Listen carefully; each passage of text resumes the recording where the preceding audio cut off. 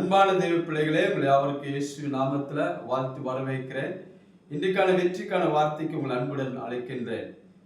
இயேசுவோடு கூட அவருடைய சீஷர்கள் ஒரு நாள் கடலில் பிரயாணம் பண்ணி கொண்டிருக்கும் போது அவர் கப்பலில் அவர் ஆழ்ந்த நித்திரையில் இருந்தார். அப்போது பலத்த காற்று அடித்து, சுழல் காற்று அடித்து படகு நிரம்பத்தக்கதன் அலைகள் அதன் மேல் மோதினது வேதம் சொல்கிறது. அப்போது இயேசு தலையணை வைத்து நித்திராயிருந்தார். சீஷர்கள் அவரை எழுப்பி அவரை நோக்கி சொல்கிறார், போதகரே, நாங்கள் மடிந்து போகிறோம், உமக்கு கவலை இல்லையா என்றார்கள். பிறகு இயேசு ஒரு நல்ல ஆழ்ந்த நித்திரையில் இருக்கிறார். கடல் கொந்தளிக்குது, கடல் காற்று அலை அடிக்கிறது. சீஷர்கள் சொல்கிறார், நாங்கள் மடிந்து போகிறோம், உமக்கு கவலை இல்லையா என்று. இயேசு எழுந்து காற்றையும் கடலும் அதற்றி அதை பார்த்து, இறையாதே, அமைதலாயிரு என்றார். காற்றும் கடலும் மிகுந்த அமைதல் உண்டாயிற்று. உடனே இயேசு சீஷர்களை பார்த்து சொன்னார், ஏன் நீங்கள் பயப்படுகிறீர்கள்?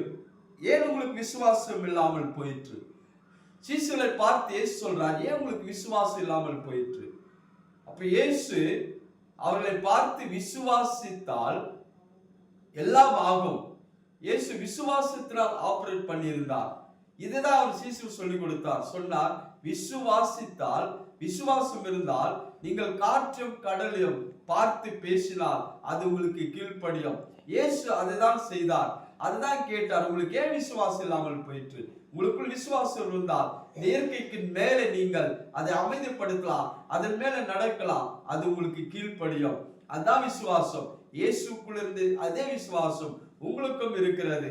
நீங்கள் உங்க அலைகளை, காற்றை பார்த்து பேசுங்கள், அது உங்களுக்கு கீழ்ப்படியும். இந்த இயற்கைக்கு அப்பாற்பட்ட காரியங்களை தேவன் இயேசு நம்ம மூலமாய் செய்ய அவர் விரும்புகிறார். நீங்கள் அதை செய்யுங்கள், விசுவாசிங்கள், விசுவாச வார்த்தைகளை பேசுங்கள். இந்த இயற்கை உலகம் உங்களுக்கு கீழ்ப்படியும். கர்த்தர் தாம் உங்களை ஆசீர்வதிப்பாராக. ஆமென்.